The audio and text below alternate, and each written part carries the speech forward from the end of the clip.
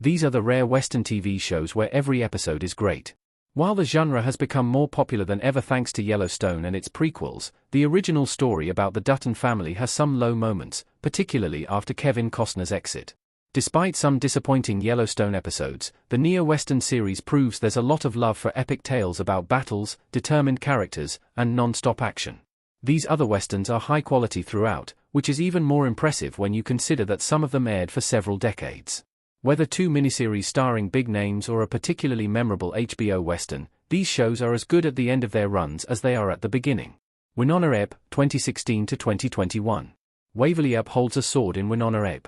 With high Rotten Tomatoes ratings, and a rare 100% for seasons 2 and 3, Winona Earp is not only a great comic adaptation but a perfect example of a Western show with an intelligent female lead. Since the premise is so unique and Melanie Scrofano's performance is so memorable, it's hard to consider any episode lackluster. It's rare for a Western to add a paranormal twist, which is what makes this series stand out. Rather than simply fighting outlaws, the main character has the added challenge of going up against outlaws who are now demons known as revenants. Winona's gun, called Peacemaker, adds another unforgettable detail. And season 4 is great, thanks to Nicole Hort, Catherine Barrell, and Waverly Earp's Dominique Provost-Chalkley love story. Bonanza, 1959 to 1973. Hoss looking off-screen in Bonanza. Most TV shows can't sustain 14 excellent seasons, but Bonanza breaks that mold. Like Yellowstone, the show is set on a ranch and follows one family, which provides a lot of opportunity for drama and conflict. Bonanza impressively weaves in romantic plotlines with all the action you would expect from a Western and paints a picture of small-town life. While main character Ben Cartwright, Lorne Greene, faces threats throughout the series, Bonanza has a thoughtful message about grief as he lost 3 wives. You want to see Ben grow and hopefully find happiness as much as you want to see any battles, which makes the show moving. It also has an intense series finale featuring a terrifying killer named Bill Tanner, proving that it still had some surprises in store, even at the very end. Godless, 2017. Jack O'Connell as Roy Good in Godless. Even a miniseries sometimes has at least one episode that isn't as strong or compelling as the others. Godless has 7 flawless episodes, and it all starts with the fantastic premise. Godless takes place in a town in New Mexico that has only female residents. You're drawn into the story right away and want to learn more. From the intriguing introduction to the final moments, which hint at what's next for Roy Good, Jack O'Connell, Godless tells an entertaining, action-packed story.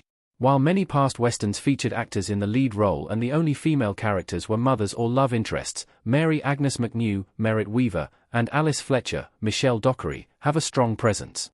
Justified, 2010 to 2015. Raylan Givens, Timothy Oliphant, on Justified. Between the hilarious dialogue and the chance to watch the talented Walton Goggins and Timothy Oliphant on the same series, it's hard to find a more enjoyable Western than Justified. The show nicely sets up the challenging relationship between Deputy U.S. Marshal Raylan Givens, Oliphant, and Boyd Crowder, Goggins, the villain-outlaw character he's always battling. Unlike many other Westerns, Justified takes place in modern times rather than the 1800s. That alone sparks curiosity and makes you want to tune in. Every episode feels more captivating than the last, as the series keeps building on how Boyd and Raylan deal with each other. Rather than getting worse with time, Justified has some fan-favorite episodes near the end of its run, with particularly great action and character work in Season 4's Decoy. Longmire, 2012 to 2017. Katie Sackhoff in Longmire looking off-screen. A Western like Winona Earp tells a completely different kind of story than typical entries in the genre, but sometimes it's also great to watch a show that has everything you expect from the genre. Longmire has family drama, a small-town sheriff main character, and a classic Wyoming setting. The show still stands out thanks to its thoughtful storylines about Native American culture, including an arc about the Cheyenne Reservation. Since the idea of who owns what land is an important part of the genre, this cements the series as one of the most crucial. Longmire has a solid ending, too, proving it doesn't become stale as it goes on. Hell on Wheels, 2011 to 2016. Anson Mount as Cullen Bohannon in Hell on Wheels. The AMC show's 5 seasons are as good as the pilot episode, which introduces the compelling protagonist Cullen Bohannon, Anson Mount. The greatest Westerns explore the theme of revenge, whether it's the entire premise of a show or the motivation behind a battle in a one-off episode, and Hell on Wheels is one of the best examples of that trope.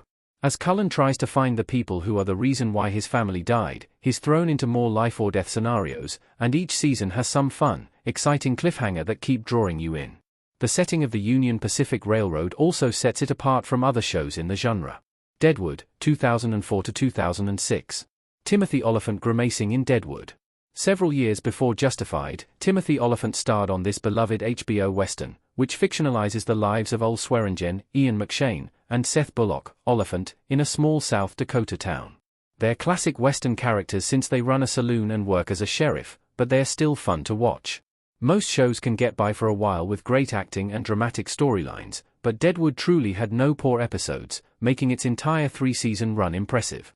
HBO cancelled Deadwood before Season 4, which meant that the Season 3 finale wasn't intended to be the last episode ever. But even though it's not a traditional series finale, the dark storyline featuring Hearst and a memorable character's death make a big impression. And since HBO made a Deadwood movie, which was released in 2019, that helped the entire story feel complete. The English, 2022. Emily Blunt holding her hat in The English.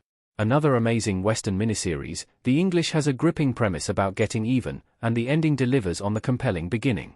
The story is as moving as it is thrilling, as Lady Cornelia Locke, Emily Blunt, arrives in Kansas en route to Wyoming with a mission to punish the person whom she thinks is responsible for her son's death. Rather than just focusing on Locke's journey, all 6 episodes follow her new relationship with Eli Whip, Chase Spencer, whom she meets in an unsettling life-and-death situation.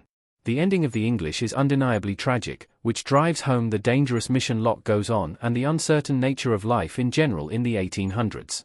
Gunsmoke, 1955 to 1975. Newly O'Brien, Buck Taylor, tipping his cap and smiling in Gunsmoke.